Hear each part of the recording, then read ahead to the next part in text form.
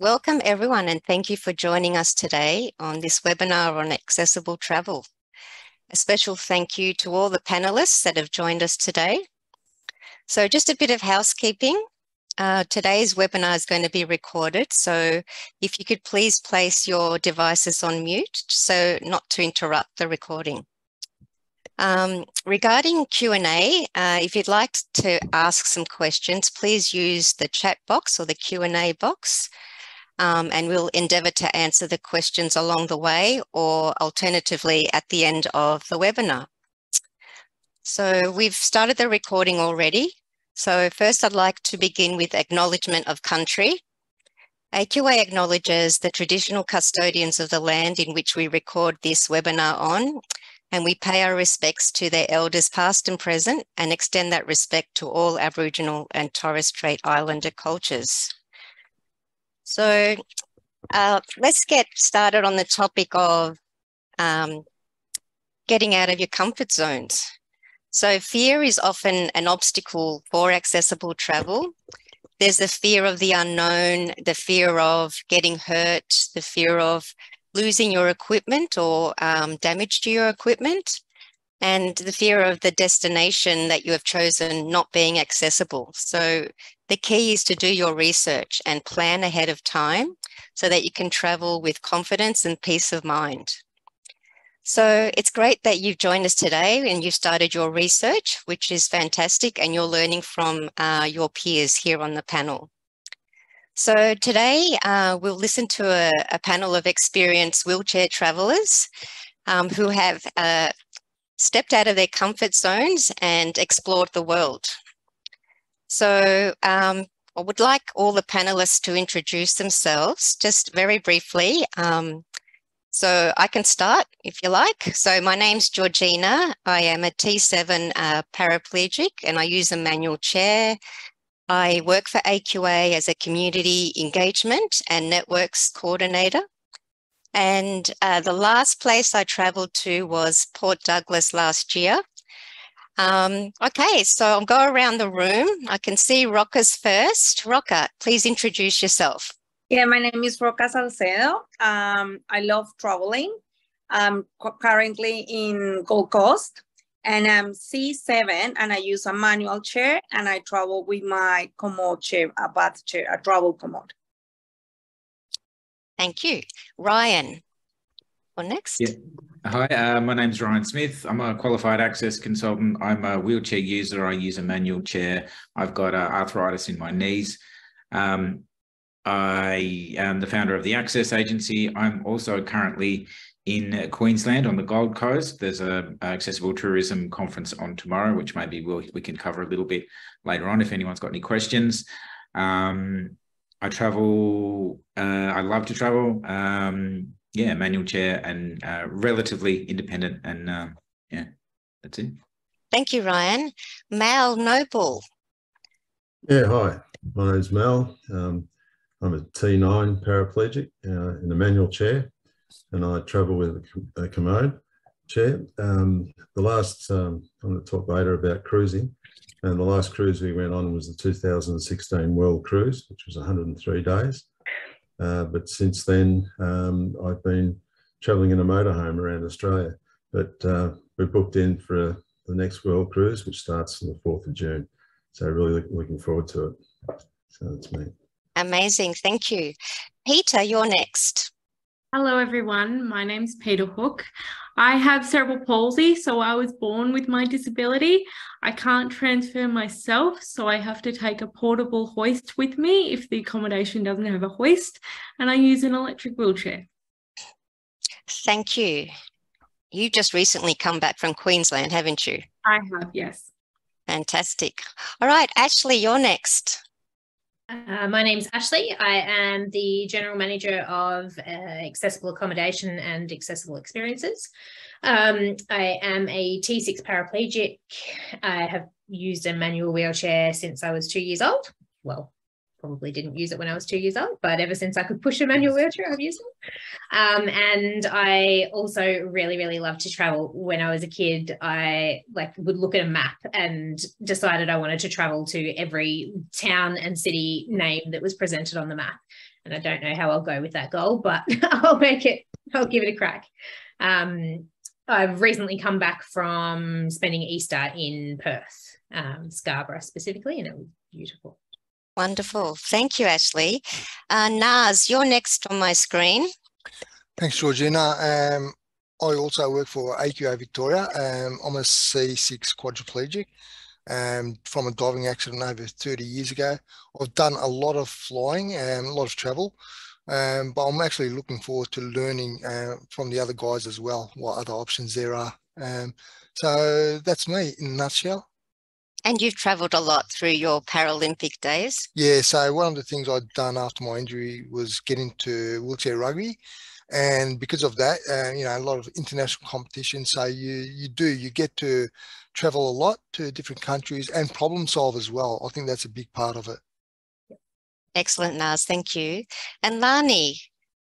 Good afternoon. My name's Larnie Ball. I work at AQA, one of the practice leaders, and I'm coordinating the Living Well project that's looking at, in different ways through peer-led services, improving people's ability to live well and do the things that they are wanting to do.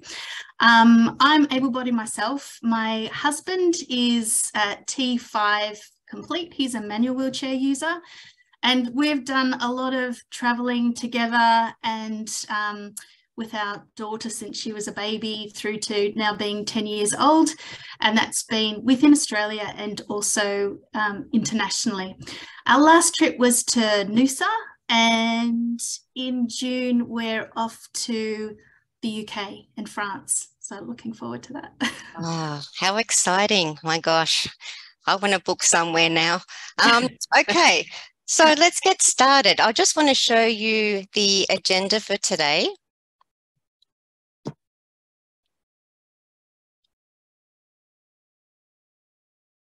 Okay, that's our accessible travel. So now, hopefully you can all see that. So the topics for today would be, number one is booking flights.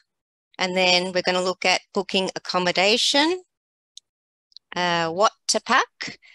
Then we're going to look at some obstacles and problem solving, and looking at some alternative forms of travel, which is cruising. Larnie will talk to us about the staying away from home workshop. Naz will share some photos, and then we've got some time for Q&A. Okay, stop sharing. Okay, let's get started with the first topic. So booking flights. Now, I just want a show of hands. Let's presume you've chosen your destination and you have an ideal hotel that you want to stay in, and you need to book your airline tickets. Hands up all who prefer to buy their tickets online. So got half the people there.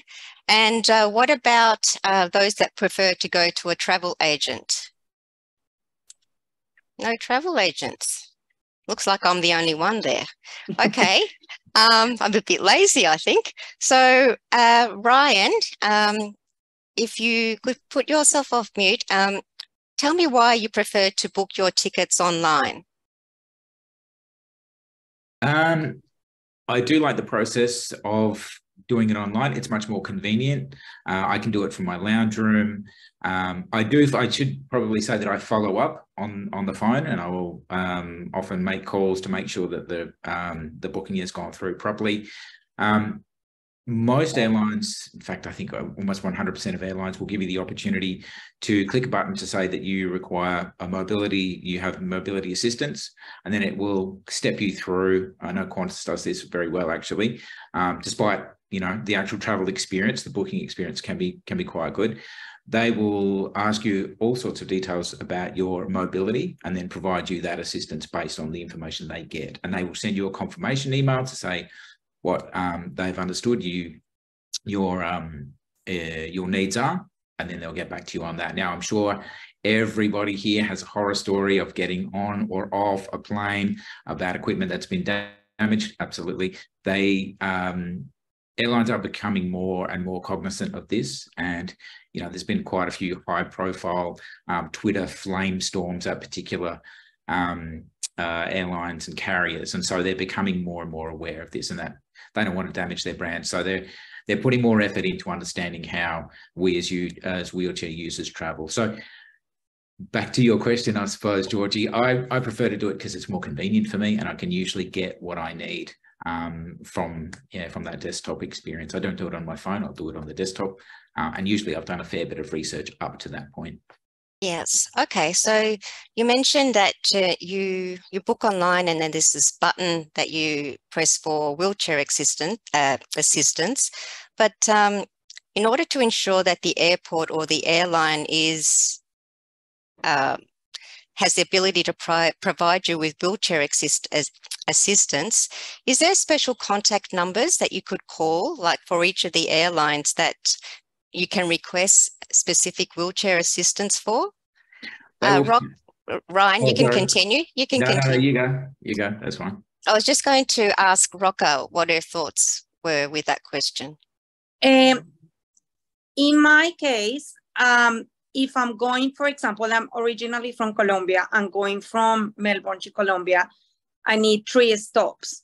So depending on the destination, I will use a travel agency, because sometimes the connections change and the travel agent can arrange the next flights or can help you to solve the problem if one of the connections is canceled. While you are traveling, you are not aware about what is happening, for example, in the stop number 1 or stop number 2. So I think depending on the destination, if you have different cities where you have to travel to a stop for your connections, in my case, I use a travel agent who can help me in case that one of the connections change. Yeah, that's very important. So now we're talking just briefly about international travel. I might ask Larnie, because you're booking for UK. What are the extra things you need to consider for international flights when you book for those? Yeah, so there's a couple of things for us. Because Dave likes to have a good stretch, because it's a long haul flight, we choose to break up our journey. So we're choosing on this occasion to have a few days in Singapore. If it was a connecting flight, our baggage would go through to the next destination, and we might just have maybe a 7-hour stopover or something like that. If that's the case, we need to be really mindful of what we don't have access to in our checked-in luggage. So we would make sure in our hand luggage that we've got a change of clothes, Dave's has any medical supplies or medication that he requires during that period. We'd also be mindful of any additional equipment that Dave might want to bring with him. So that might be the freewheel for the front. If he chooses to take a shower chair, they're usually the 2 pieces of equipment that he would travel with. Okay. And you can have an additional piece of luggage if it's considered to be a mobility device or medical supplies at no charge by the airline. Thank you, Larnie. Peta, you're travelling to Europe very soon as well. Yeah. So what sort of documents would you require for international travel, the important documents that you don't need for domestic? Absolutely. Well, first and foremost, every time I travel, I have documentation with me that outlines what sort of wheelchair I'm traveling in. So it says how heavy the wheelchair is and what sort of batteries they are. So for example, I have a different wheelchair that I travel in versus my everyday wheelchair. It's a Freedom wheelchair and it has lithium batteries. So I have to get special permission from the airline to be able to take something like lithium batteries onto a airplane. Also, I wanted to add, as far as booking the flight, for me, because I can't transfer out of my own wheelchair, I need something called an eagle hoist. And in order for the eagle hoist to work to get on the plane, I have to make sure I only sit on the left-hand side of the aircraft. Okay. Interesting. Yes, we'll talk about getting on the plane soon. So I was looking at other things to consider, which I have listed here, is checking your passport validity. Sometimes you need a few months worth of validity, for example, 6 months worth, any visa requirements, vaccines and travel warnings, and also insurance. And if you've got a pre-existing medical condition, it's important to see if you would like that covered.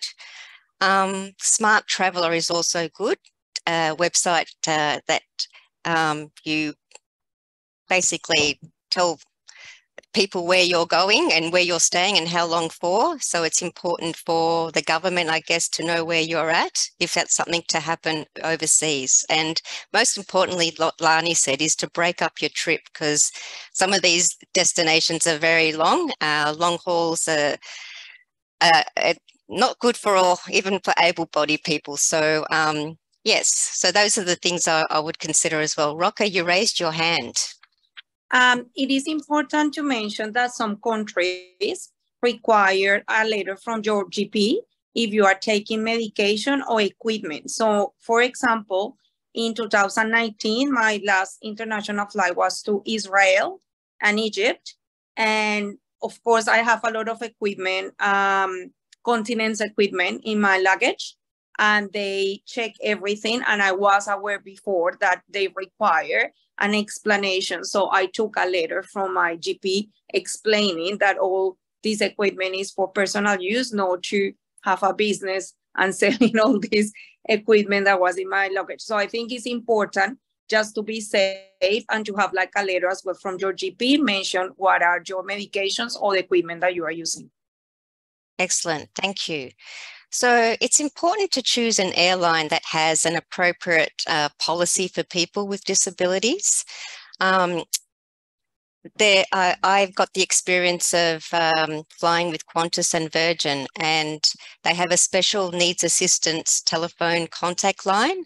And that's where I would basically state that I use a manual chair, I'm not able to walk, so no steps and no 5 meters or 1 meters.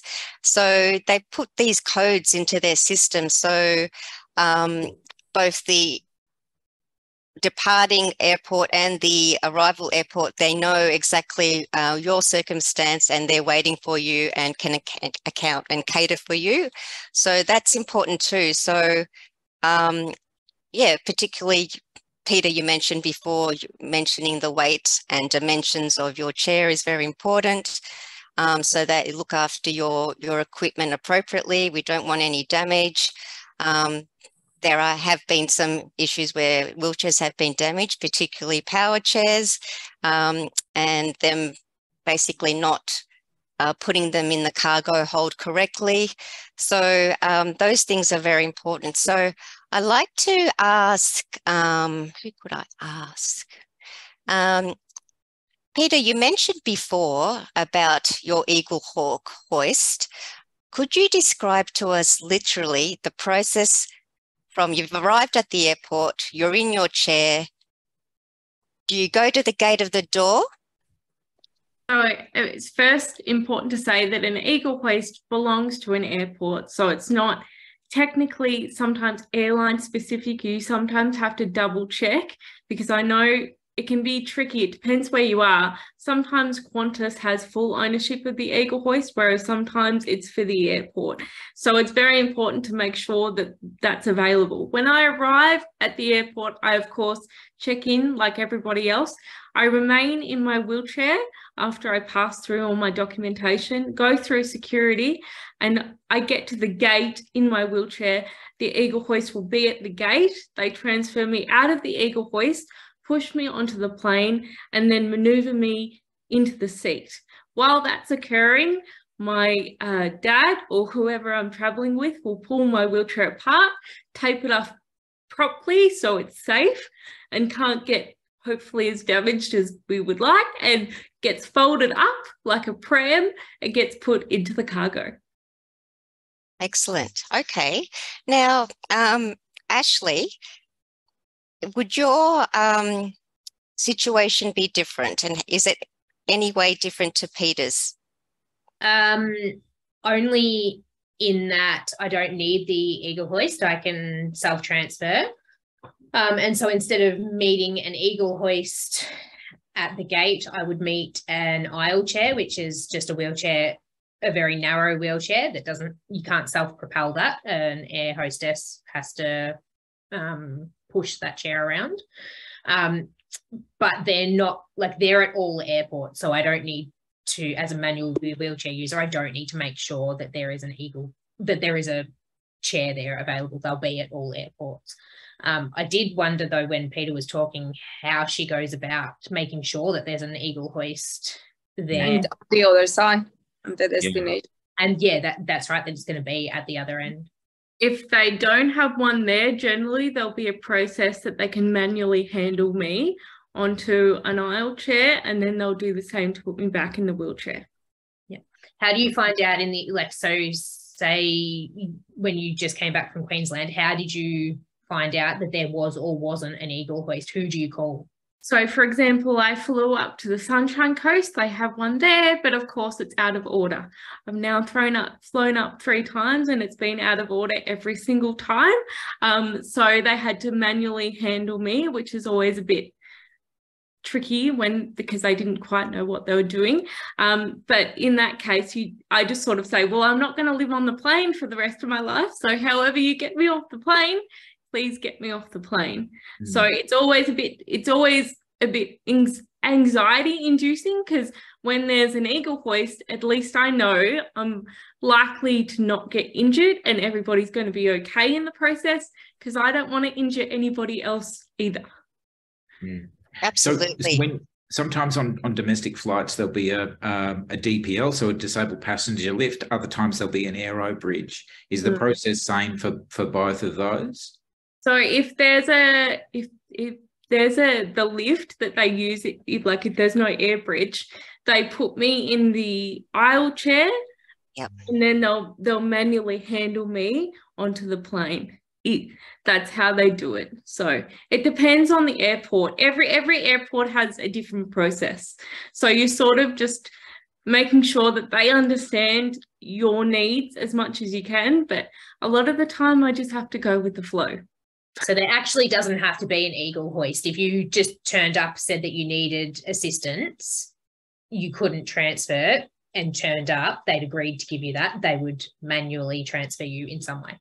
Because it says in all my passenger information, so under my frequent flyer, it says that I can't transfer, and I notify before I get to the airport, so they know I'm coming technically. But on the occasion that they don't, it's sort of like, well, I paid for my ticket. I'd really like to get on the plane, please. Yeah. Okay, thank you. Naz, oh, there you are. You've raised your hand, Naz. Yeah, so I just wanted to add to that. Now, when they haven't got the equipment like an aisle chair or Eagle hoist, they have slings that they could use as well to help you onto your seat, but they're limited in the help that they can provide for you. So there's no manual lifting, and it really depends on who you get at the airport too. I mean, some people will manually handle you, like, they'll do like a top tail lift in some situations, but that depends on who the people you get. Plus, if you're a big person or not, I guess. But you can't just turn up and think, okay, you haven't got a piece of equipment and expect them to, lift you, like physically handle you. They will help to a certain point, but not completely lift you because of occupational health and safety. Yeah, of course. I should clarify, when I said that they manually handle me, we use slings and slide boards rather than using the hoist. Yes, excellent. Naz, this is a good opportunity for you to share the photos of the aisle chairs. Yeah. So I actually just got some photos to share with people. I know there's a lot of people out there that probably don't know, we talk about aisle chair, but they don't know what that looks like, even the Eagle hoist. So I'll quickly share some photos of what that looks like and give people an idea. So pretty much this is an aisle chair that I'm showing here now.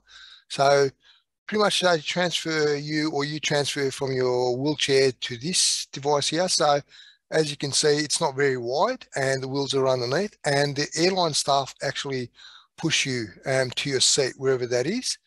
As Peta mentioned too, they assist you. So as you can see, the aisles of the airplane are quite narrow, and that's why they use these. You can't go on with your own wheelchair because it's just too wide. And the staff are great, they know how to use the equipment. The only important thing is how you're going to get into the aisle chair, either slide board, do it independently, or get assistance from the airline staff or someone you're traveling with as well. This is what Peter was talking about, the Eagle hoist. So as you can see, it's a slim again, but that just shows someone in an actual Eagle hoist. And I'll zoom in on this because it's quite small. And because of the way it's designed, you can only get onto, I think Peter said, the left-hand side. Yeah, so that just takes you to your seat, wherever that is on the plane, and hoist you up and into your seat. Excellent. Thank you, Naz. They're great photos. Larnie, you've raised your hand. Yes, I was just going to add that you might not be able to see very clearly in those photos, but in most cases there's an armrest that can be lifted, so then it helps with the transfer from the aisle chair into the seat moving across. And also Dave tends to take off, he always takes off his cushion from his wheelchair so it doesn't get lost. And sometimes if it's a long haul flight and a bit of pressure relief, because he's got that gel and air in his cushion, it can help with some pressure relief. Excellent, thank you. Now that's a good segue to my next question about what to carry in the airplane. Mel, could I ask you if you could let us know some of the things that you would carry with you in the plane? I've done a fair bit of flying, and I always make sure that I've got all my medication with me, and at least a week for all the other appliances and bits and pieces that I need. So I always take that, and I've got a Bartek, so I always take the travel battery. You're allowed to take it on board, so that's good, but you've got to have the lower powered one, the special travel battery. But other than that, yeah, I have all my travel documents, everything like that, but I make sure that my medications and my appliances and bits and pieces come with me, because if all else is lost, I've got that, and that's fine. Excellent. Rocca, do you have anything more to add to what you would take? Yeah, depend on the flight. If it's a long flight, I recommend everybody to use the gel, to sit on the gel, but also to lift yourself and change positions to protect your skin. In my case, I don't go to the toilet during the flight, so I have an overnight bag, which I connect to my leg bag. So I carry an overnight bag and a dark plastic bag. When we finish and I arrive into the destination, I just put my overnight bag into this plastic bag. So I don't use the toilets or overnight bags in my carriage. Is important. And I agree with Mal, it's important to have your medication in your carry bag, but also I have, unfortunately, sometimes in 2 occasions, my luggage didn't arrive in time. So in this carriage bag, I have at least an extra top, and I have at least the equipment for my routine, my long routine, at least that cover 1 day of a long routine, in case that I have to go to a toilet when I arrive. So at least I have this kind of equipment, which I mean, gloves and suppository and gels in case that I need to go to a toilet and my luggage didn't arrive. So yeah, it is important to have like a kit of that in your carry bag. Okay, Mel, yes. Just one thing that I always do. I travel with a Roho cushion. And when you fly, as you go up in altitude, the pressure in the cushion increases and becomes really hard. So it's like sitting on a rock. So you've got to let the pressure out of the cushion as you go up, and just be aware of it when you're back down on the ground, that you do need to put air in it again. But yeah, it was one I learnt from experience. But yeah, always let the pressure down a bit and just maintain it. You can put your hand underneath and feel it, but that's pretty important. And I like Rocca's thing too, is that if you're on a long haul flight and you're, take the night bag to hook up to, because that's really important, and it saves a lot of embarrassment. And travel socks, some people use the travel socks. I personally, when I wear it, my legs get more swelling for whatever reason, but I make sure that I do exercise, like moving with my hands, my toes and my ankles, if it's a very long flight, to keep like the circulation. Can I just ask if there's a panel member that actually uses the aisle chair and uses the lavatory in the aeroplane? I have. Yep. Ashley, okay. Would you like to describe the process, or if you've had any major obstacles with that? Not really. I've only used it like on long haul flights, like to LA, that sort of thing. And it was pretty well the similar situation as getting on and off the plane. I suppose the difficult part is getting into and out of the bathroom. They're quite small. There's not a lot of space. There we go. Naz is sharing the photo. Yeah, very good. And it's really dependent on the plane. Like, I've been in planes where they've got the two bathrooms and they can open them up together so that the aisle chair will fit in the bathroom. So the air hostess will push the aisle chair into the bathroom, close the door, and then you do your business. But I've also been in planes where that's not the case. And so you've kind of, like, it looks like this tiny little bathroom. You've got to transfer onto the toilet. Then they take the aisle chair out, you shut the door, do your business. And so you've got to do it all on the toilet, pull your pants back up and everything, and yell out when you're done and get them to bring the aisle chair back in. Okay, thank you, Ashley, for sharing that. And for the photo, Naz, I just seen one of our participants has mentioned for international flights, they don't like using the aisle chair and the toilet, and they usually cover themselves with a blanket and do their intermittent catheter using an overnight bag. So that's another option for those who don't want to use the chair and squeeze in that toilet.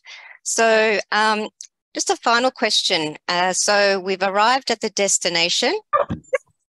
And so we probably forgot to mention, when we first boarded the flight, usually we're the first ones to go onto the airplane. And so once we're settled, the rest of the passengers can come in. But when we're at the destination, Ryan, would you like to tell us what usually happens when we've arrived? Well, I think the ideal situation is, well, you'll be the last to disembark. The ideal situation will be there's an aero bridge, your chair will be at the gate, you'll transfer onto that aisle chair, it'll take you out to the gate, and your chair will be waiting for you. You do need to notify the staff and the ground staff as you get on the plane that you require your chair to be ready. Otherwise, it could well be miles away or still in the cargo hold. I've had a couple of horror stories where I had a connecting flight and I had 3 hours to wait, and I was left in the aisle chair, which was really awful. And I'm not going to name the airport or the region, but it was pretty disrespectful the way I was treated. I think culturally, this, be prepared or at least understand your rights as you're getting onto the plane. I had a really kind of good experience with the flight crew, kind of helping me to advocate for myself, saying I don't want to be in this aisle chair for the next 3 hours until I'm about to embark on my next flight. And so I had the air crew kind of say, look, this guy needs to, be able to move around and get around the airport independently like everybody else, right? I want to go through, I want to have a look at duty free. I want to, at the time I was smoking, so I wanted to go and have a smoke. You want that ability to have the freedom to kind of choose what you want to do with those 3 hours. As it happened, there wasn't the ability for that to happen. So I was kind of parked somewhere effectively, and it was a pretty awful experience. So try and avoid that, I suppose. The ideal would be, you would, regardless of how long you're going to spend, if it's a connecting flight, you would have your chair there. You'd hop into your chair via slide board or self-transfer or hoist or whatever it may be, and then you're free to kind of move around the airport. Airports are usually the most accessible areas, you can possibly imagine. I noticed on the way up here, the T3 in Melbourne has a new changing places. They have, adult change. They have somewhere, for people who are blind or low vision to toilet their dog. It's really world class, and I think Australia does a really good job in that. Probably don't expect that at every airport, but usually once you're out of the aircraft into your chair, it's usually a pretty safe space. Excellent. And do you arrange transport to your hotel? Do you book that in advance, or what do you normally do? No, I don't book in advance. We usually flag a taxi once we land. We don't know if there's going to be delays, for example, whether or not, even if the flight is on time, whether or not your luggage is going to arrive on time, whether or not there's unforeseen kind of delays there. Usually there's somebody at the airport that monitors taxis, particularly kind of maxi taxis or wheelchair accessible taxis. So you will get, a separate queue, or you will get some level of priority when you get off, when you're kind of getting onto the taxi. One thing we noticed too, that just on the topic of taxis, once you're at your destination, sometimes it's not a great idea to book your taxi through the hotel. We found it about $20 or $30 cheaper to book your taxi just using an app or calling the local service. That's what we found, at least domestically in Australia, that it's cheaper to book yourself rather than through the hotel. Excellent, thank you. Naz, you've raised your hand and you're on mute. Yeah, sorry, I was just going to add while I could, while it's on the subject, it's really important, in case things go wrong, just like Ryan mentioned, you don't want to be stuck without your chair. And if you are, you need to make sure, and this is why you need to take your cushion with you on the flight. Someone mentioned, it's really important to sit on your cushion as well. There are a couple of good hints on that. If you know how good your skin is, there's sometimes if it's a shorter flight where you don't have to sit on your cushion, but it's better to be safe than sorry. When you sit on your cushion, you actually sit a lot higher in a plane than other people. So that's really uncomfortable. Not many people realize that you can actually, the foam cushion that's already there as part of the plane, they're Velcroed on. So you can actually remove that. You're not meant to. So, if you can sneakily lift it up and put your own cushion to replace it, it's a good option. And if your chair's not there and you leave your cushion on your wheelchair, you're not going to get a pressure sore if you're stuck in an old chair or any other seat for hours, because getting a pressure sore, you don't want it to ruin your holiday, because that's what it'll do. So make sure anything that's going to fall off your chair or that you really need, you take it with you on board. Thank you, Naz. And just to add to the taxis in Australia, if you've got a multi-purpose taxi program card, a Victorian one, you can arrange for interstate taxi vouchers. So there might be different fare rules, but usually it's the 50% discount. So that's important too. Also, if you're going to rent a car or a van, make sure you do that early. Because they go quickly. So that's another thing to look out for. So Naz, I don't know if you've been looking at some of the questions. There's been some commentary, but just in relation to booking. Comments regarding booking? Or questions. Oh yeah, questions in general. So yeah, someone mentioned sporting equipment and stuff like that. It's usually free so you don't consider it as part of your 20 kilo or 30 kilo as well as your shower chair too, if you take that. And your tri-rides as well. Yeah, that's right. Sometimes they'll try to, say, no, it's normal luggage, and you just got to convince them, got to be prepared for that situation, and just say, no, this is medical equipment, and you shouldn't be considering it as normal luggage.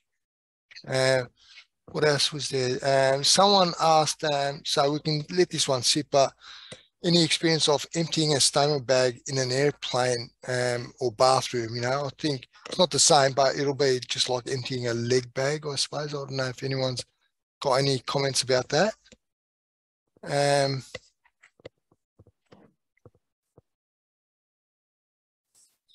I believe that I don't believe the airline staff are allowed to help you empty or take the bag to the bathroom. All I could say in relation to that is that to ensure you pack all your stoma equipment in your carry-on for the whole duration of your holiday, keep it all with you. So another thing also, just with regards to long haul, is to ensure you have stopovers, because that would help you with regards to worrying about a 12-hour flight. If you make them short little trips, that could possibly help you with that problem, I'm guessing. Ryan. Oh, sorry, Rocca was before me, I think. No, actually, Peta was before. If you want to add something, Peta, sorry. I was just going to say, when I was going to say it, but Shane's already mentioned it in the chat, that it's actually a really good idea to put an air tag on your wheelchair. So if it does get lost, like any other piece of luggage, you have some information. I actually had a friend whose chair went lost in the Sydney airport. They knew it was at the airport. Wow. They knew it had come on the plane. They just couldn't find it. And if she'd had an air tag on it, not that it's her responsibility to know where it is, but if she'd had an air tag on it, they would have been able to locate it a lot quicker. So yeah. I'm going to just jump in really quickly too. If you go to Wheelchair Accessible or wheelchairtraveller.org, John Morris, the guy who blogs about wheelchair travel, he uses a motorized chair. He was in Melbourne recently. We caught up. He has a little product, which is a red little tag, and it's stitched. It's very, very good. It says it's made for motorized chairs, and it says this wheelchair must be stored upright, because most of the damage happens when the devices are moved or pulled apart or whatever. It's a really good idea, and I think it's probably useful for some people. Thank you. I just wanted to say one more thing. We're talking about these, the things that can go wrong and the things you need to plan. There is nothing like sitting there looking out the window as the ground just kind of fades away and the sunlight gets brighter and you're pushing through the clouds. It is an amazing experience. So, remember all of these things, be prepared, but there's nothing like I've traveled many times. I've been in planes, I don't know how many times, but that feeling is incredible, and it's really a beautiful thing. So don't let any of that put you off, and okay, be prepared, definitely, but it's a really incredible experience. Completely agree with you, Ryan. I've had thousands more positive experiences compared to the couple of bad ones. Yeah. Thank you. Before we go off it, I tend to go the other way, and I'll choose on purpose long haul flights, and so I'd rather go to LA because there's less chance of me losing anything. All my luggage is still going to be on that plane, or it's not, and every time you get off, you've got, the chance of problems arising, as far as I'm concerned, and in my experience. So I prepare really well, and I try and get the longest haul flight I can do. And that way I try and eliminate any problems of things going missing, etc., etc. So that was just one I thought I'd throw in for you. This was my case as well. I agree with Mal. For me, the faster I arrive to the destination, the better. Also because I go to a toilet every second day, so it will affect my routine if I have to stop many times. So in my case, I prefer to go straight away and be prepared. So that means that I need to take 2 or 3 overnight bags in the flight, because it will take me 2 or 3 days to go to Colombia, for example. So I think this is a personal issue and depend on the disabilities, but you can stop and have stopovers and visit the destination where you stop, or just go straight away. Great, thank you. I think we need to move on to the next topic. That was a very big topic, booking your airlines. It's a very important one, and thank you for all your insights. I know there's more questions, but we do have to move on. So the next topic is booking accommodation. So Peter, I can ask you, what is the process you normally follow to book appropriate accommodation for you? Well, like anyone else, I start with Google and I see what's in the particular location. And because I, have to have a wheelchair accessible room, a lot of the times I can't rely on the accommodations website to list the fact that they have accessible accommodation. So it's always great. Like, I know places like the Hilton are really good. They are really consistent in listing all their accommodation and what each room requires. But a lot of the time I look at blogs, I look at reviews, and I contact each individual hotel directly. I never rely on any of the booking services if I'm not going for specific disability accommodation. Excellent. Rocca, what else do you have to add to that? I do the same as Peta, but also I ask them to send me photos of the rolling shower toilet, because if we are going to different countries, the concept of accessibility or access is completely different. And I think it's up to us, or it's our responsibility to explain what we need, not them assuming what is a rolling shower bathroom. So in my case, I try to go to the main chains of hotels that, as Peta said, have like some sort of a standard. But I must always, my must is, please send me a photo of the rolling shower bathroom so they understand what is. I understand that I am going to be comfortable and this is not going to affect my stay in that hotel. So I really recommend that. Ask for the photos of the accessible bathroom. And I ask as well, I want to add the height of the bed, because unfortunately lately I've been facing the situation that the beds are super high. And I didn't ask that before, but if you are traveling on your own, you need to be prepared that you are safe in doing your transfers. So maybe ask for the height of the bed. Thank you, Rocca. A little bit later on, Naz is going to share with us 2 different obstacles he encountered, which was the bathroom and the bed, but we'll go through those later, Naz. But I just want to ask, who could I ask?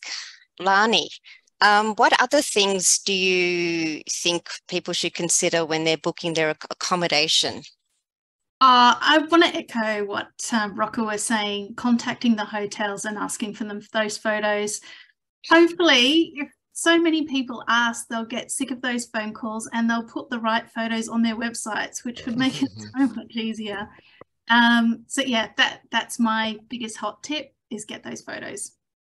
But what other things in the room should you, is like a wish for a person in a wheelchair? I mean, it's all very individual. I know some people, rather than having in a roll-in shower, having the opportunity of having a bath is quite nice. And again, getting those photos, and you've got the information of, okay, do I have enough room that I might be able to transfer myself in and out of the bath, and just the arrangement of maybe where if it's not a wheelchair accessible room, having those photos of a bathroom that could be manageable for you can be really useful information. Things like, if you want the autonomy in your room to make some maybe breakfast in the morning, finding out whether they've got a toaster or a microwave and those sorts of things. So you might prefer to have something to eat before you process in the morning. That's nice to have that sort of autonomy. And then sometimes also finding out what other facilities they have at the hotel. Do you want the ability to go for a swim? If so, is it accessible? Or is there a way that you can make it accessible for you if they've got certain other props around that you might be prepared to use? Yeah, exactly. And Peter, you've got some more to add? I just wanted to say, apart from the bathroom's paramount, I think we can all agree with that. But for me specifically, because I travel with a portable hoist, I have to make sure the bed has clearance underneath it. And if it doesn't, I travel with little chocks, or I organise the hotel to have things like that. And I also find that street view is my best friend. So as well as making sure the hotel's accessible and I can actually get into the foyer and, you know, actually pay for my room, because that's not necessarily always going to be a thing. You always have to double check those things, but it's also great to stick your little man and see what the surroundings look like. Is there an accessible pathway to the bus stop or the train station? All those sorts of things as well. Yes, exactly. And things like if there's hills and cobblestones in the area that you've chosen, that's important as well. I just have some other things to consider within the room.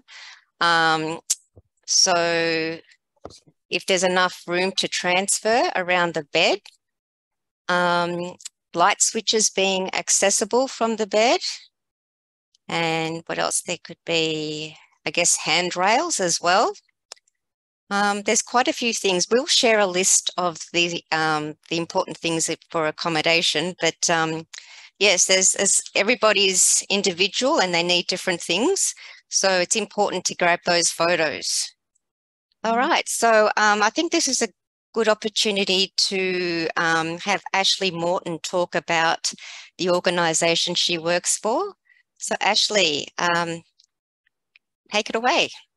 Thank you, Georgina. So I work for Accessible Accommodation, and we're a little bit, I always describe us as a bit like Airbnb, in that you can jump on our website and make a booking at any of our properties, and we've got properties ranging from cabins in caravan parks, glamping tents, right through to, you know, whole houses that are going to sleep up to 12 people, and everything in between. 2-3 bedroom apartments, and hotel rooms. Anything you can imagine pretty well you'll find on our website. And like Rocca said, I really believe it's our responsibility to make sure that what we're booking is going to work for us. Like, even in a perfect world situation where every property meets a certain accessibility standard, that's still not going to work for everybody. What I need is completely different to what Peter needs.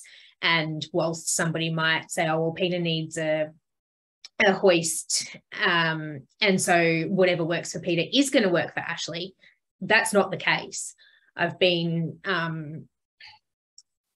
in some of our properties, we used to not have one of our base standards is that there's grab rails in the showers, and we would have people go to a particular property that was designed for a quadriplegic, that didn't have those handrails in the shower because the quad was using a commode. But then people on walking frames, or in my situation who transfers onto a seat for a shower, they were saying, well, we can't use it because it's got no handrails. We need handrails in the shower. So everybody is going to be completely different. And I think that the other thing to keep in mind is that when you're traveling, whether you're able-bodied or not, you're going somewhere different. That's the whole point. You're not going to be at home. You're not going to have your creature comforts. The handrails aren't going to be installed at the exact height designed for your body height and weight, and the bathroom isn't going to be designed to fit your wheelchair perfectly. And so you need to keep in mind that you may need to make some allowances for those differences. Georgina, if there's time, will I run through our website a bit? Yes. Okay. So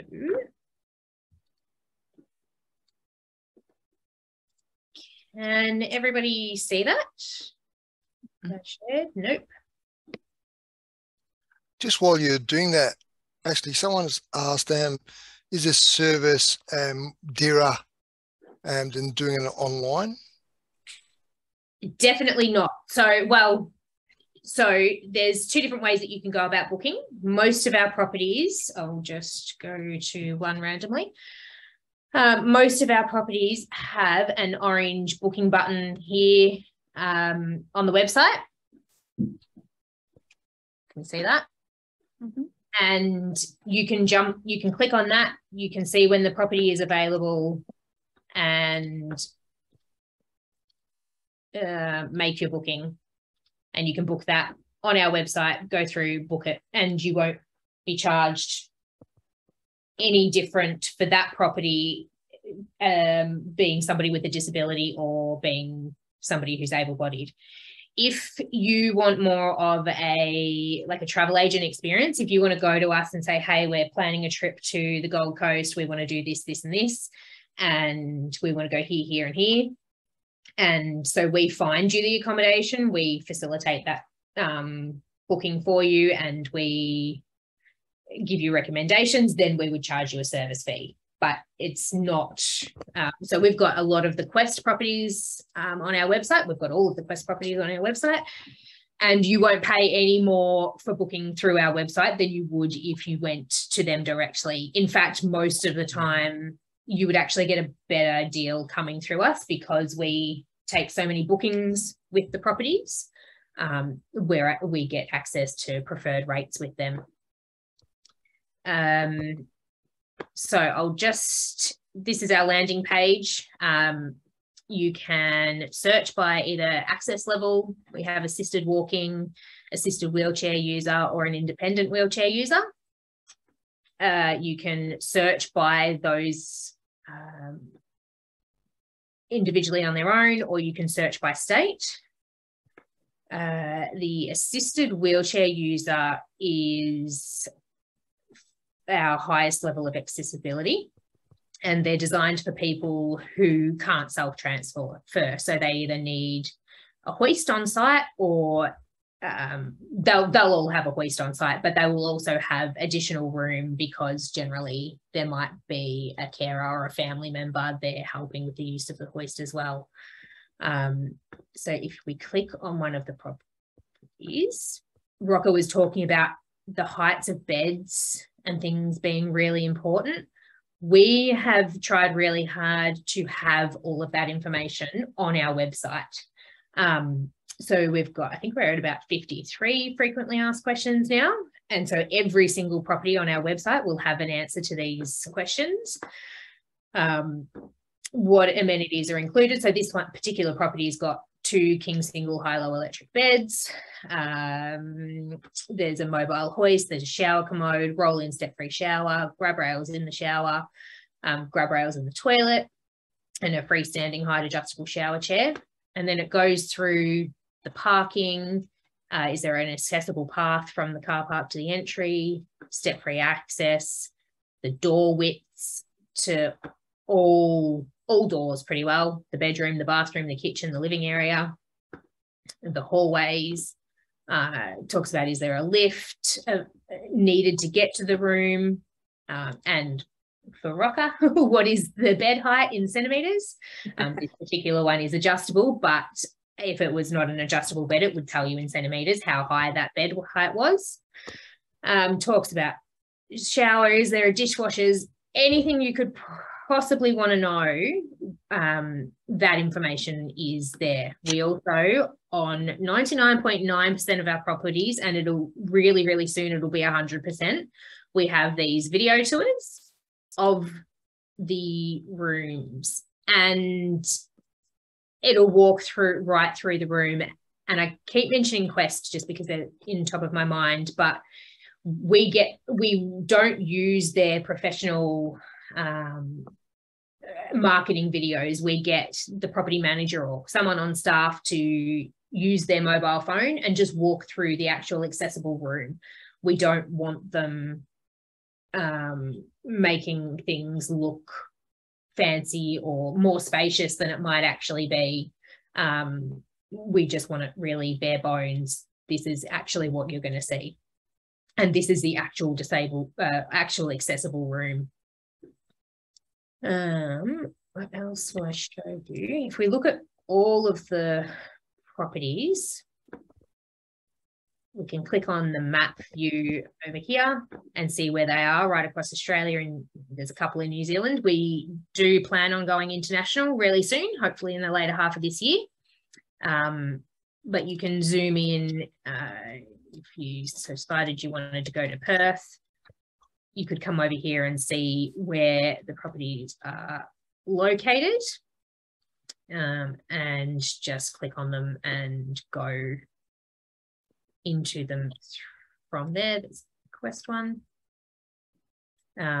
So this is an independent wheelchair user. It's only got the 2 symbols. So that is somebody who can self-transfer.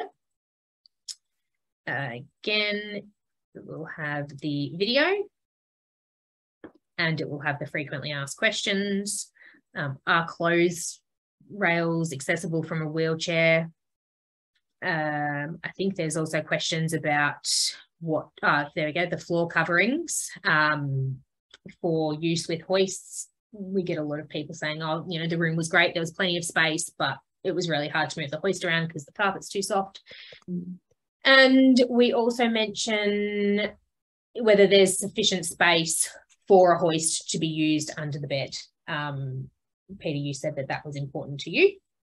And so this one has said no. So at least you know that that's not going to work for you, or you would know that you'd need to, and you're welcome to contact us and say, in fact, you should contact us. We're happy to help with that type of stuff. This property says it doesn't have that. I've got bed risers. Could I take them with us?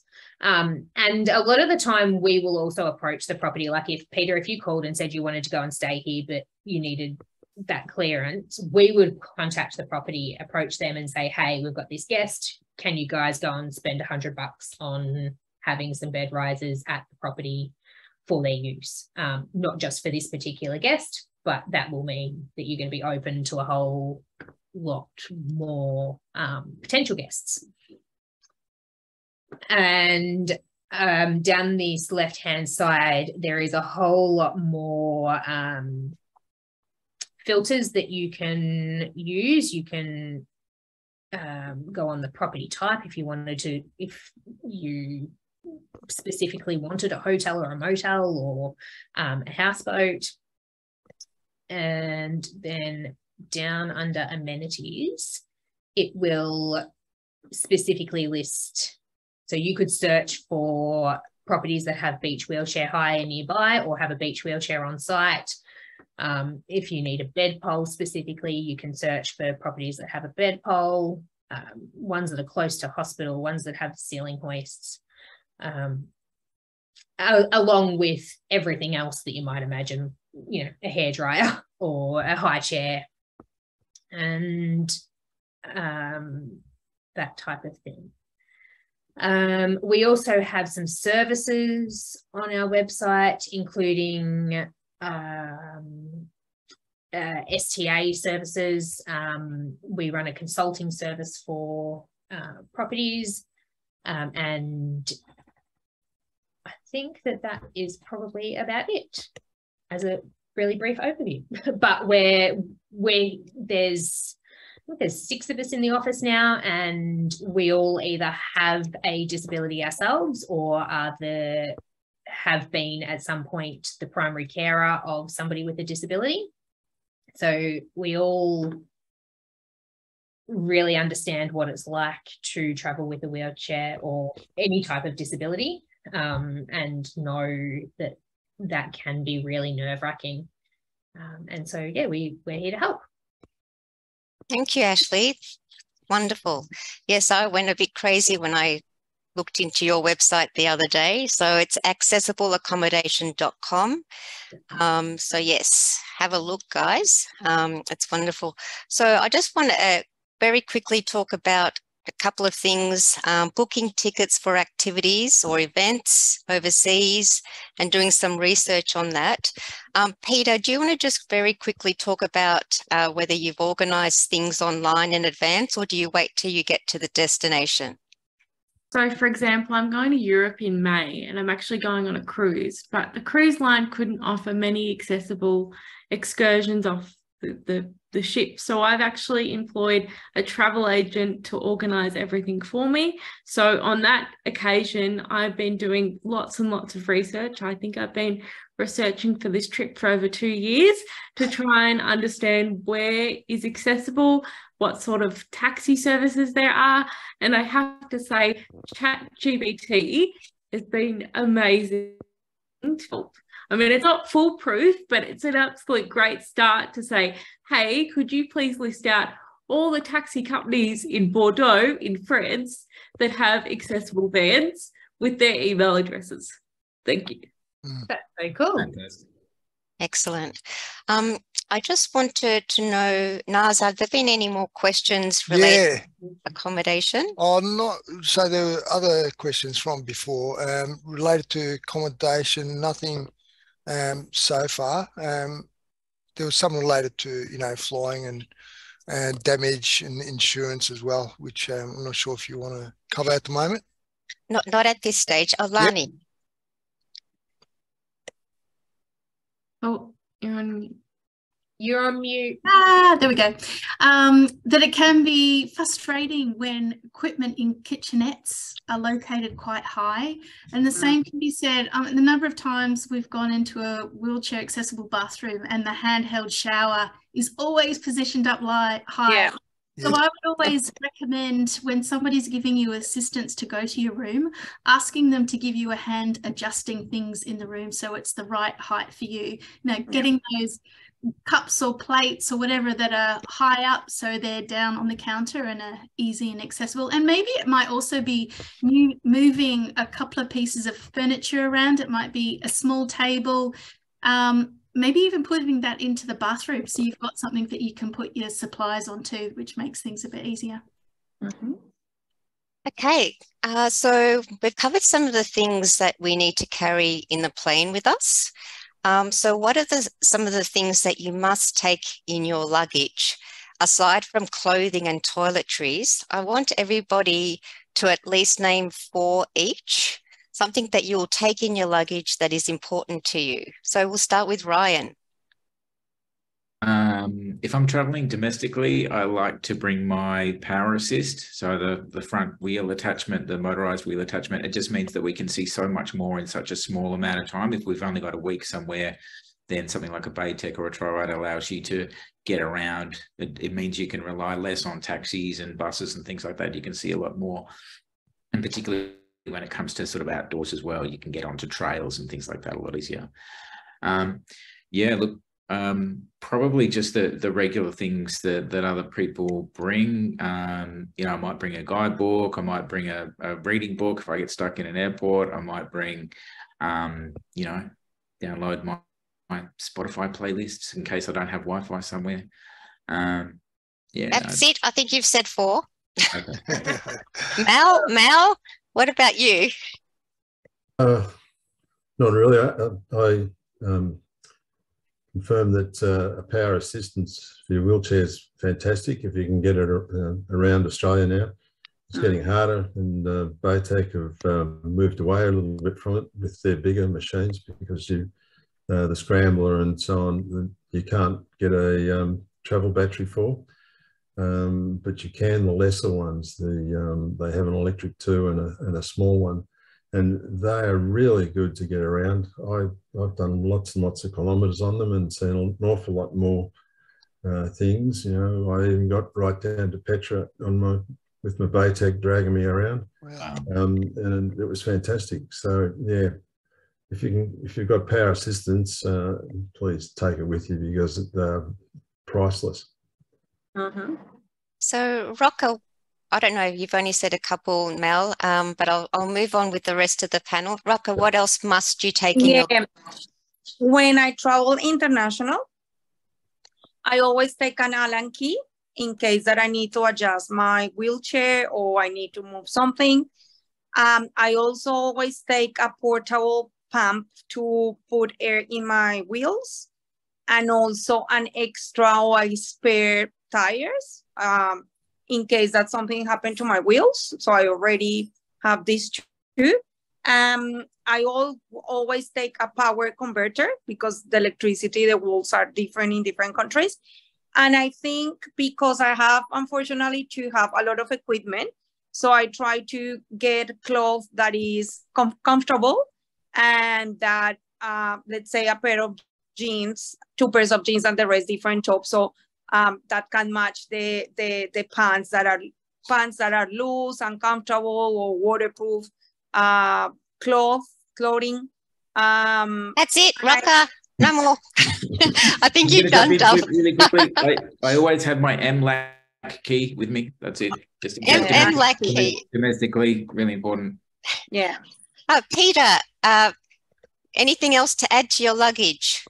I normally take an extra power bank, so for all my technologies to make sure I'm okay.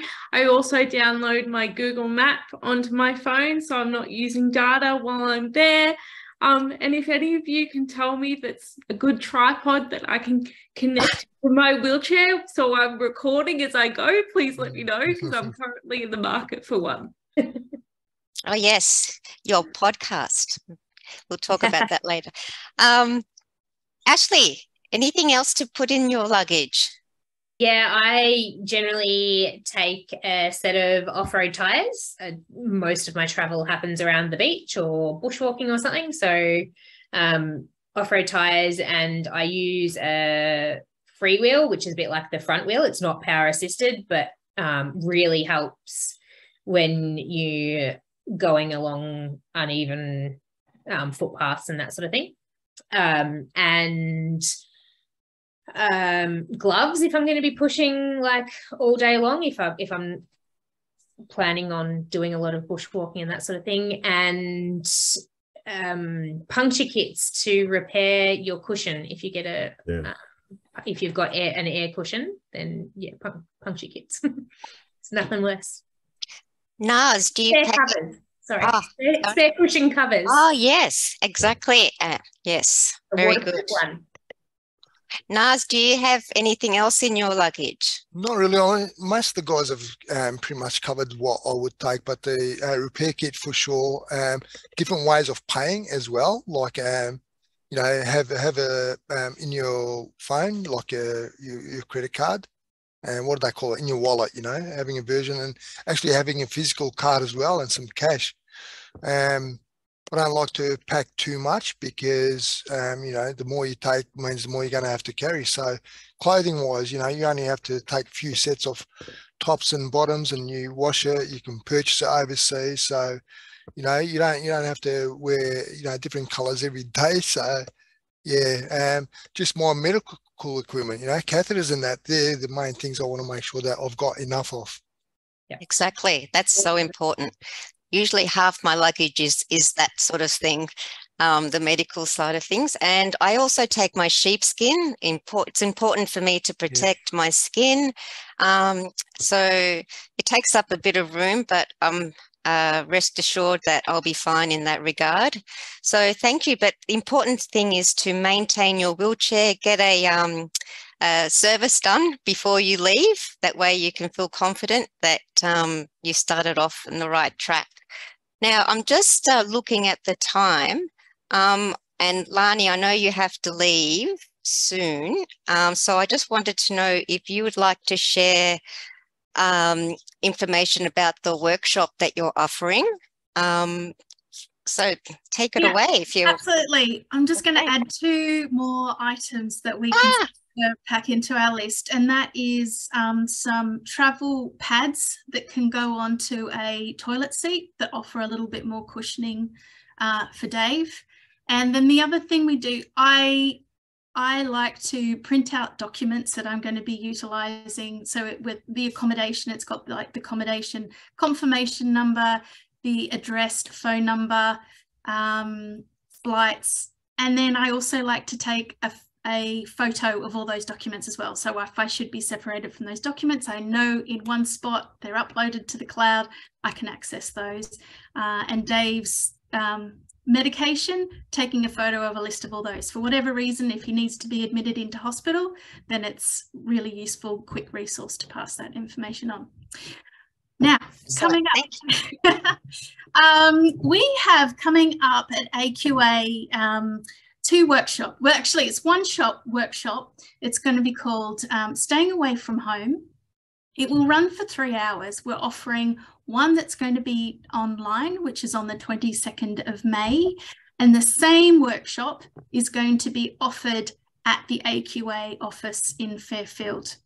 And it's an opportunity for people to come together to share their concerns and challenges about traveling or staying away from the home.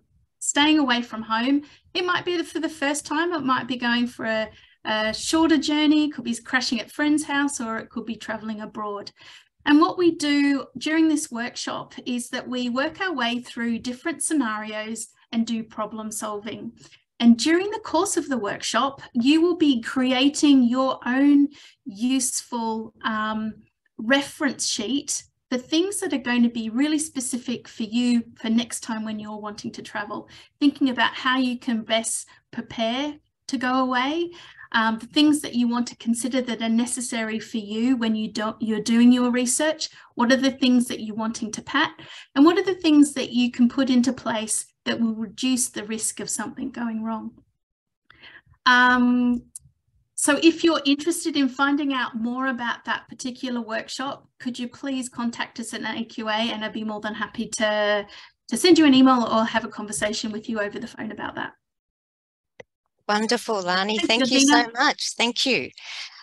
So you mentioned problem solving and obstacles, and I know many of you had some minor obstacles to work through, but Naz, I believe you had a couple of instances where you've had to problem solve, and you've got pictures as well. Would you like to share those with us? Yeah, thanks, Georgina. So these are, just Rocca mentioned the issue with the height of the bed. I mean, that's a really big problem if you can't stand, or you're not strong enough to lift up high. And more important, or equally important, is the bathroom. So I'll just share some photos, and you can sort of see what we think about that. But whenever I go away, I treat the room as my own. I do whatever I need to do to be comfortable. So you can see this is a standard room, and this is, you can't tell, but it's actually a high bed.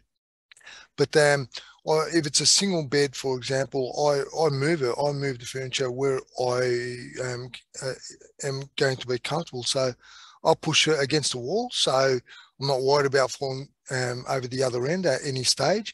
Plus, if it's too high, what I do is the caster wheels, you can just remove them. Something simple as that is going to lower the bed height, and really, they actually won't say anything. If you're worried about damaging the furniture or having to pay for it and stuff like that, don't worry at all. Number one is your comfort and your independence. So if that means you need to remove caster wheels to lower the bed height, that's what you do. And things are so much more easier, and you move the furniture wherever you want. Like I said, a single bed, it's usually in the middle of a room, which is, I don't feel safe in it, so I push it against the wall each time. With the bathroom, Georgina, I'll just share this one. So this is pretty much an ideal bathroom. You can see it's got a fold down shower seat there. If you don't have a commode or shower chair with you, the toilet, everything's open. There's a drain there. It's all good. There was this last photo I want to share is I booked a hotel overseas, and it was supposed to be wheelchair accessible. And what some people call wheelchair accessible is not what you think wheelchair accessible is. So this is a photo of the room I stayed at, and I don't know if you can see over the toilet, there's two bars, like handrails, either side of the toilet. And there's a bathtub you can see on the left-hand side there, and the shower is actually inside the bathtub. But why they call the wheelchair accessible is because of these handrails that went over beside the toilet. Now the problem was I couldn't shower, so instead of ruining my whole day, you try to think what options you can do to make yourself more comfortable what I'd done was I got them to go to the hardware store, and you can see the blue tubing there. I just got them to purchase some like a water hose and bolt it to the sink, the water tap there, and I had a shower pretty much in this area. I wasn't worried. There was a drain there, as you could see. Now, if there was no drain there, I still would have considered having a shower in there. Of course, had to be a quick one because, you don't want the place to flood. But yeah, this was a problem I sort of solved that, still enjoyed the whole day, had a great holiday. But what I thought or was told was going to be wheelchair accessible was not wheelchair accessible. Someone else also made the point about, asking the hotel to send you some photos of what they consider wheelchair accessible. That's really important too. Now, someone just emailed me, this Lockie who I work with too, sent me this photo of the problem where there was a step into the bathroom, or there was a lip in between the bathroom and the room. Just looking at it, I don't have a background to this, but you can see he just sort of found a couple of portable seats, I think, that he was able to transfer from one seat onto the other one where it was close to the shower head, so he could have a comfortable shower. And apparently there's a drain there too, where I can see just part of it. So yeah, it's about problem solving. And if you need to ask for help with transferring with anyone, it's not going to hurt. All you got to do is ask. Thank you, Naz. Yeah, no, that's so true. You really got to think outside the square. How can you make things possible, and try not to let these sort of things ruin your holiday? So I know, Rocca, you've flown on your own in the past. Did you encounter many obstacles whilst flying on your own? Yes, but I think when I travel, I'm not expecting or I'm not assuming that the places where I'm going are perfectly accessible. And I see them as an experience or as a challenge instead of stopping me to go. So I think it is important to go and travel with an open mind, to be flexible, to ask for help, to don't be embarrassed of people helping you, even if, for example, you need to cross the street and the ramp is not suitable. I don't mind to ask someone, would you please help me to cross the road? And I think, as we said at the beginning, traveling is one of the experiences that give us so much joy, give us the opportunity to meet another culture, to taste different food, to enjoy different histories and meet people. So I want to invite people and encourage to travel. Sometimes, no matter how much you plan, I like to plan a lot of things and control many things, but sometimes the things don't happen. I give you a small example. I'm here at the Gold Coast. I booked the accommodation in the Noble Hotel well in advance. I arrived at night, and for whatever reason, the accessible room was not available. And was the only room that I can be with. So I think the way that they solved the problem was to give another room until the accessible room, they make sure that was available the next day. So we need to be flexible and adapt and solve the problems. I think another thing that I want to share that is important is sometimes I travel with carers, and I think it's very important when you travel with your support workers or carers to be very clear of the agreements between the carer and the customer or the client. How many hours they are expecting per hour, what is an active hour, what is a passive hour, because I have heard many people that the holidays were affected by discussions with the carers when they're supposed to have this before traveling, discussions about hours and payments. So I think that is very important. If you travel with a support worker, be clear of the expectations, the duties, and the hours that they are expecting to work. Excellent. Thank you, Rocca. Very important. Larnie, you have a question.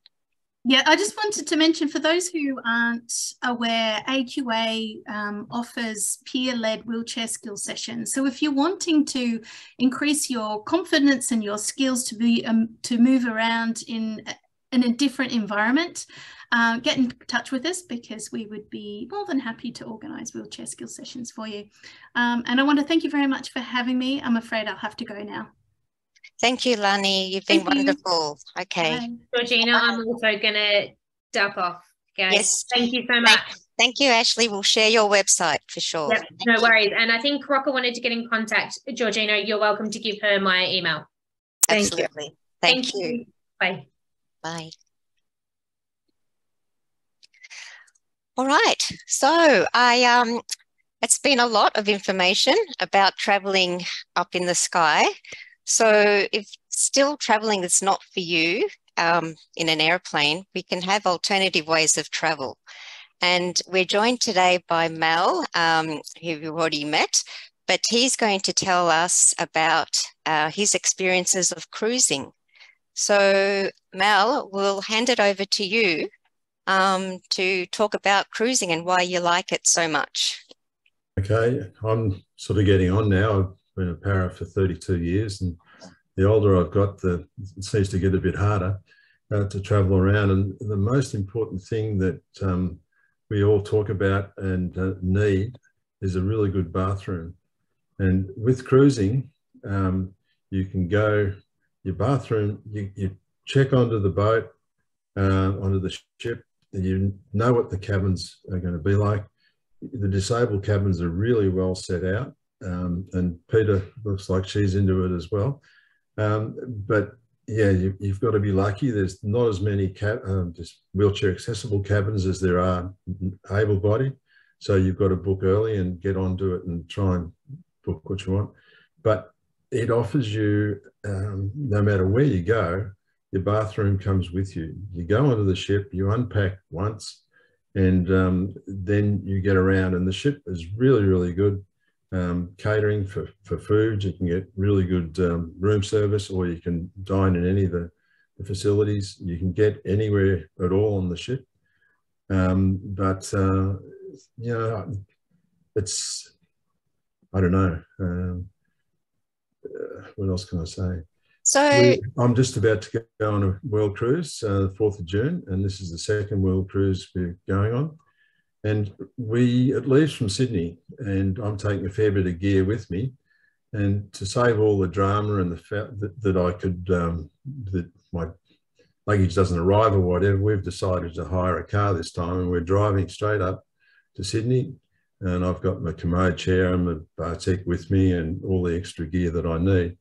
And we're just going to drive straight onto the port, unload there, and then return the car to the depot. And we're there, and it's all sorted, and I don't have to worry about the Bartek battery or anything. But once we check on, we're going to 40 different countries. It's for 107 days. And, you know, and we're going through the Panama and the Suez Canal. And you can book, as Peter said, there's not as many cruise excursions for wheelchair-bound people. And the ones that are provided through the cruise line sell out really quickly, so you've got to be quick. But the other one is just get on and you Google it, and you can, you know, for instance, I'm going in Glasgow, we're going there, but to get there from the port, it's quite some distance. So I've Googled it, and I got on to Scottish Rail, and they've come back to me, and they're going to organise access to the train. So we'll go on the train, I'll take my Bartek with me, and we'll get into Glasgow, and I've got a list of everywhere we want to go. So we can do that, then come back. And, you know, and then the next day, I should have the itinerary here, but, you know, we go all around the place, and it's fantastic. Someone's cooked you a beautiful meal when you get back. You just go into the dining room. There's entertainment after that. And then you know where you're going the next day. But even when you're cruising at sea, you know, we've got one stretch of 5 days at sea. there is so much to do. There's so many things you can do. If you want to paint, there's painting classes or art classes. You can play cards. You can join like-minded people. There was, on the last one we went on, there was even a group of people with motorhomes, and they talked about their experiences and all that sort of thing. But the main thing it does for us is that we get on that ship in Sydney, and then we really don't have to worry about accommodation or any of those other problems all the way around the world. And we come back into Sydney, and we're going to use the same hire car and come home again. But yeah, I'd like any questions at all about it. Originally, well, some years ago, we did what Peter's doing now. We flew to Europe or whatever, and we did one, for instance, where we flew to Greece, and we went on a cruise that went all around Greece, and then up, and we went to Dubrovnik and all those lovely places along there, and we got off in Venice, and then we got onto the Italian railways. And that they provide a fantastic service, and I think it's called Sala Blue. But you book in, and when you get to a station, you go to their office. Someone meets you, will take you to the train, and they will make sure that there's either a loading platform or whatever, and they'll put you on the train. And the best thing is that when you get to your point or your destination, they have someone there to meet you and get you off the train and help you with whatever else you want to do. But we did that right down through the middle of Italy, and well, we went across to Lake Como first, and then came back down to Rome and went to the port of Civitavecchia, and then we did another European cruise and then flew home. But the older I've got, the less flying I really like to do. So the world cruises are fantastic, but you've got to get in early, because on the ship that we're on now, the Coral Princess, out of Sydney, there's 2 wheelchair accessible balconies and about 8 internal cabins. But cruising to start with, for people to get into it, there's quite a lot of cruises out of Melbourne. Princess operate quite a few. And you want it Melbourne to Melbourne, so it comes back. And if you're worried about getting seasick or whatever, I would suggest taking an inside cabin. It's the cheapest way to go, and it's the best way to go, because, and you go, the inside cabins, you get less movement. And the closer you can get to the center of the ship is the smoothest ride you're going to get. So I know Georgina had fun traveling across to New Zealand or coming back, but she got seasick. But an inside cabin, as close to the centre as you can get, is the best spot to go, and it's an easy one. But to see if you like it, there's, you can go from Melbourne around to South Australia, Kangaroo Island, and so on, and then come back, or you can go down to Tassie and back. There's quite a few that go in and out of Melbourne, and you can definitely go on the 14 days from Melbourne and right down to New Zealand, or across to New Zealand, right around the islands, both of them, and then come back. And wheelchair access in New Zealand is great. You're on and off their buses. The other thing you've got to worry about when you're going cruising is that sometimes you land in a port and it's deemed as a working port. And working ports mean that there's cargo ships and all sorts of things carrying on there. So they restrict you. You're not allowed to travel or walk or wheelchair through the port to the exit gate. You have to have organised transport. And most of the time, the cruise company will actually provide a bus, and there'll be wheelchair capable buses. They'll take you on those. But in third world countries, like in Lima, for instance, they don't have a wheelchair accessible bus that Princess can use. And so it's really hard. So you miss out on a certain number of ports of call because they have to use a tender to take you off the boat and to shore.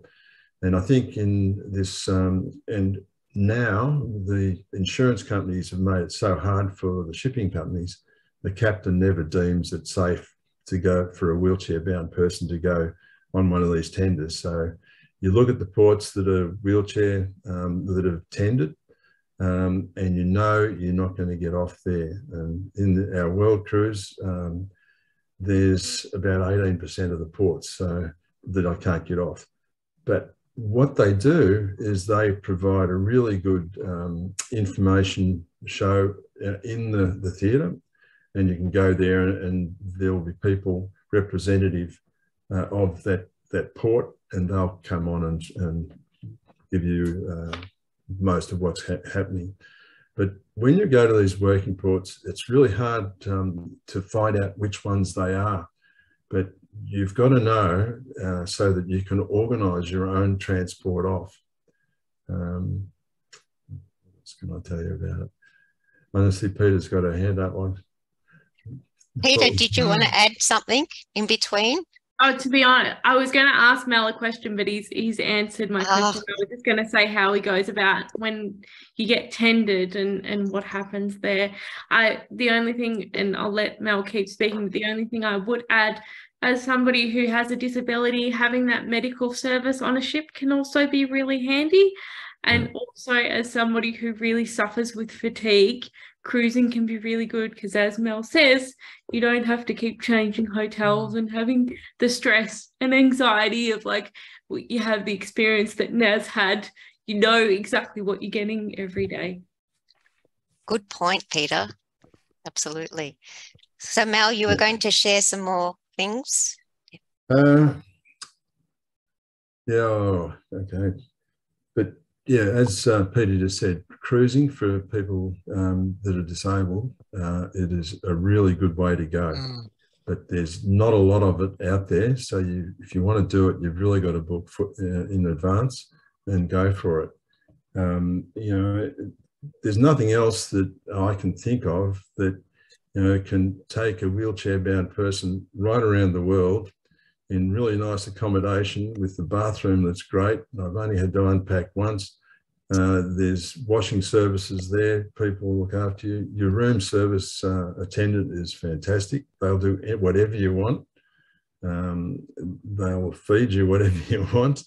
Yes. So you really get looked after. And if you do have a problem with your wheelchair or something or other, they have got great workshops on board ships. And I've had things repaired and bits and pieces, you know, done. That's the other thing, you know, back to what you take when you travel. The repair kit for Roho cushions is really, really important. And I carry a good toolkit so that I can just about fix anything. I'm a wheelchair, I'm a BATEC. But yeah, there's nothing like it for wheelchair-bound people. And, you know, that has led us into motorhoming and using a motorhome, because along with, you know, the same thing happens. Our bathroom goes with us. Our bed, which is accessible, goes with us, and we can go wherever we want, and we've got wheelchair accessible accommodation. So I'm getting old. I've been in the chair 32 years and I'm 71 now, and I want to do it easy. So cruising is great. Try and get into it as soon as you can. That's fantastic, Mel. Thank you for all your insights. I'm sure people are going to be interested in having a look at all the different cruise lines available around Australia. So, Rocca, I saw your hand come up. I just have a quick question for Peter and Mel. In terms of the insurance, the travel insurance, is the insurance is with the cruise company, or is an independent travel insurance, or what do you know about that? Independent always. But, you know, they do have really good medical services on board, but if something goes wrong, that's a bit, they unload you. And so you've got to have your insurance in place so that you can get home again from wherever.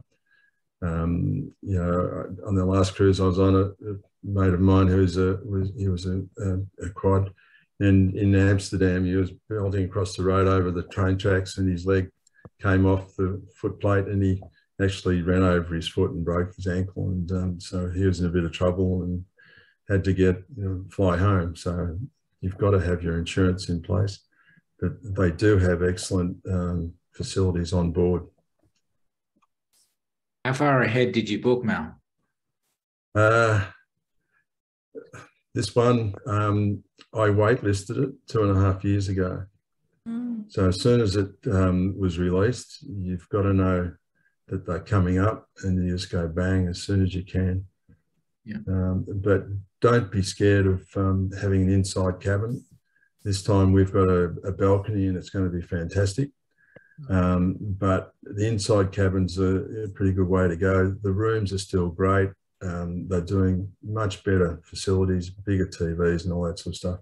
But the thing is, you don't want to be in your room all the time. There's so much going on outside.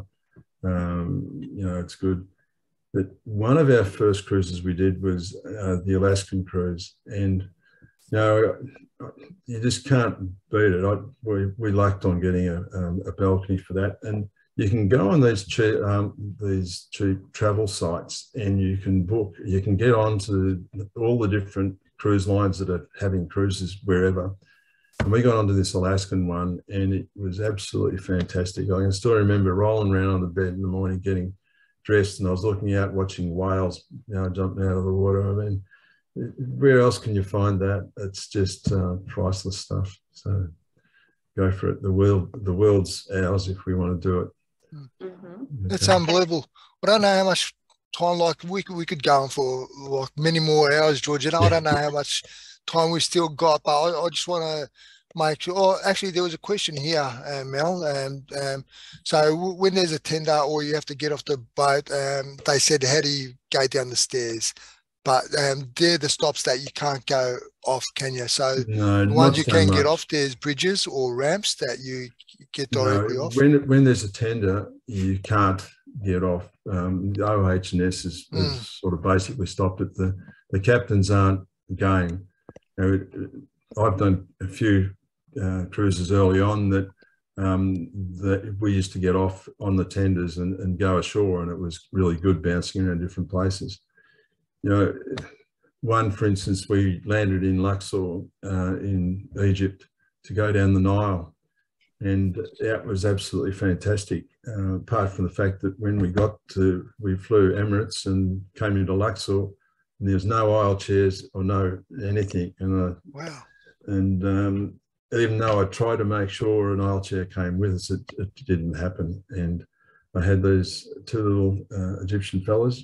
I was a bit younger then. They said, well, how are we going to get you off? And I said, well, grab me one either side. And they just dragged me down the aisle backwards, my legs flapping around between the seats, and then carried me down the gangway. And, when you're younger, you can do all these sorts of things.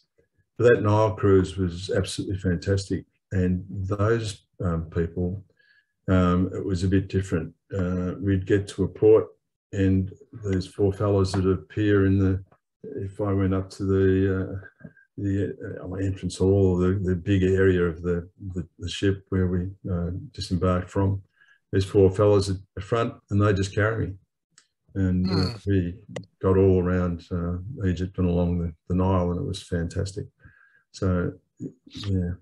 That's a way of problem solving, isn't it? So if you want to do something and you see a way to do it, even though they say no or it's not advertised, you ask a question. And if you've got a solution or an idea of how to do it, run it by them, and don't just sit back and think, I can't do it. There's a way in your head, you can do it, let the other staff members know or whatever, and go from there. And usually if it's safe, you can do it. Speaking of problem solving, I really want to know, Peter, how you use ChatGPT to do all that research, to give you that information. How did you do that? That's incredibly useful. So I'm not an expert, obviously, but I just say, hi, I'm a wheelchair user and I want to travel to X place. So say it's Bordeaux, for example. I'm coming on a ship and I'm going to be at this port. How do you recommend me as a wheelchair user get to the centre of Bordeaux? And then I added, could you please also recommend the best restaurants in the area that are wheelchair accessible? And it said, sure, here you go. And Peter, do you cross-check all that information online? Of course, yes, but it's a great start, particularly as it can just say, yes, all these places are accessible. Here's their phone numbers or their Instagram. If you want to get in contact, I can. So it searches, it's AI, and it activates those key terms, and it searches the entire internet and just gives you a short list to start with. You have to be pretty specific. So you have to say, look, I'm a wheelchair user that can't transfer. And then it sort of takes that information and says, sure, here you go. Incredible. One other thing I'd like to say is that I did a lot more things and went to a lot more places when I was younger. And the older I've got, the more sedate I am. And that's why we've gone to cruising. But I'd say get out there and do it while you can. Yeah. Peter, some people who are online with us may not know what ChatGPT is. So it's GPT. ChatGPT. So there are a few. I was also using one this morning called Perpetuity. I'm not too sure whether that's correct. But ChatGPT is the original that came out a few months ago. It's an AI service. It's free. It's a desktop service. You just go onto the website. You do have to log in and get a profile, but it's free. And you just simply ask the computer any question and it scans the internet and gives you the answer. Okay, thank you for that. Naz, are there any more questions you think are... Yeah, look, there are, and I've got my own question I want to ask as well. We talked about travel insurance. I think we need to cover that. That's a really important subject. One that was asked a couple of times was around flying. So if you're going to do a catheter, you know, the colostomy bag came up as well. Do you have to use an aisle chair to go to the toilet? I think the answer is no, because someone's made a comment and I've done it before as well.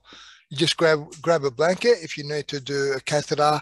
Yeah, cover yourself with the blanket, as in over your head. And no one knows what you're doing. You know, if you need some light, you've got your phone, turn the light on and take your time. You know, no one's going to have an idea what you're doing, and who cares if they do? You know, if it's going to mean that you're not going to get wet, if you can't make it to the toilet, whatever, just do it there. So yeah, that's not a problem at all. But and scripts as well. They say, can you get scripts overseas? You probably can, but I wouldn't risk it. Take all your supplies with you. If you're not sure, if you think you've just got too much to take, at your destination, do some research, make some phone calls, you know, pharmacy, chemist, see if it's available before you get there. With catheters again, you know, is there a supplier that you can go to over there? If not, take it all with you. Take it with you inside the plane. That's my recommendation. Take enough with you on your carry-on in case your luggage goes missing. Yeah. All the medication with you. And take enough for an extra week. Exactly. Perfect. But my question, Georgina, travel insurance. So I know it's important to get travel insurance for damage. A lot of insurers, they say they don't insure for pre-existing conditions, which is true. And if you try to get that covered, I know you can in most cases, but it costs a fortune. I don't know what people's experience are around that. In my case, I just take a regular travel insurance. And of course, I know that they are not going to cover pre-existing things. So in that case, for example, that's my personal case. I always take like an antibiotic in case I get a UTI, for example, like a general antibiotic that of course is prescribed by my GP. But I think in case that something happened in relation to my spinal cord injury, it's a risk that you are taking, no? But apart from a UTI or a broken leg or things like that, that's good, or a skin issue, I think it's better to prevent and take the necessary precautions and take the creams or whatever in case that these kind of things happen. To avoid the situation, no? But I always take a travel insurance, Yes, I think we all do. What about everyone else? Everyone gets travel insurance, even though they're not covered for pre-existing conditions. Yeah. Absolutely. We talked about UTIs and pressure sores as well. I know UTIs probably you can't get that covered, but if you get a pressure sore while you're overseas, I think you're fine. I think they'll fly you back in that if they need to with a pressure sore. I don't know. Yeah, but yeah, I think I know a couple of people that have, and yeah, if they never had travel insurance, they would have been, yeah, they would have had to sell their house, I think. One quick one is that if you purchase an X amount of percentage of your trip with your credit card, if you've got a decent credit card, a lot of these credit cards have got travel insurance associated with it. And you know, I've used that before. And my brother was away and he's with his wife doing a cruise, and she fell and injured a leg, and the credit card insurance paid for everything. And off the ship, accommodation and their flight home, it was all covered by the credit card. But you've got to make sure you get approval before you go. And we've used that once or twice. I got infection in my foot in New Zealand once. And if you're traveling to New Zealand, it's covered under their healthcare, a lot of it anyway. But what wasn't covered and the extra flight home, I got through travel insurance, through the credit card. So look into it, get pre-approval and just take that with you. I was wondering if anybody actually insures their wheelchairs. Yes. Specifically. Yep, I do. You do. Well, when you get travel insurance, you get a minimal amount for personal equipment, like cameras, for example. Wheelchair is part of that, partly part of that, I should say. I think they'll cover a couple of grand or whatever. If you want the full cost, you have to pay a premium, a lot more to get everything covered. But I don't get my chair insured. And there was a question about the number of wheelchairs allowed that you're allowed to take, I guess, without paying extra. You've had experience with some of your sporting chairs and wheelchairs, Naz? Yeah, I have. So every time I've flown, some airlines, you know, the low-cost airlines, they'll charge you. They won't charge you for your manual wheelchair, but other equipment like sporting chairs, they will try to charge you, and a lot won't let you take unless you pay for it.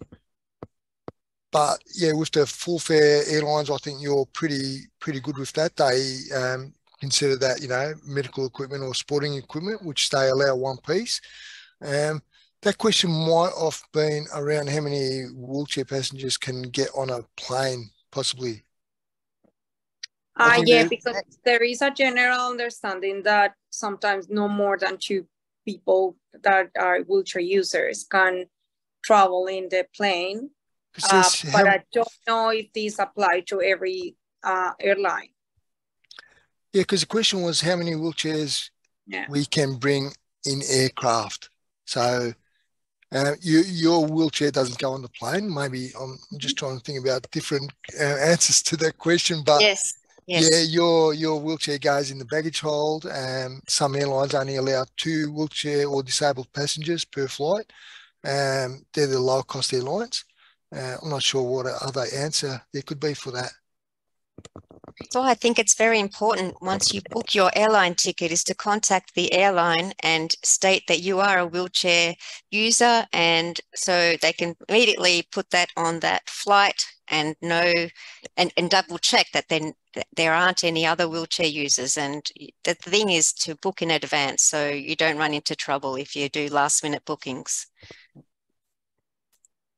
I don't know if we need to go through any more questions. I think I'm just mindful of people's time, particularly the panelists, who some are still on holidays, and I don't want you to be stuck in front of a device where you should be out holidaying and or relaxing in your home. So Naz, you are on mute.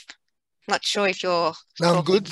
I'm good. Okay, all right. So I think we could close this session. It's been amazing getting all your insights and all the information from all of you.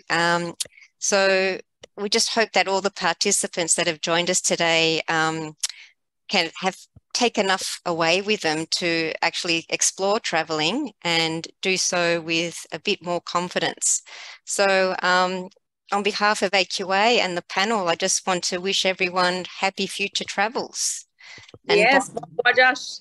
Bon voyage, exactly. Bon voyage. Book your next destination. And a quick tip, start domestic.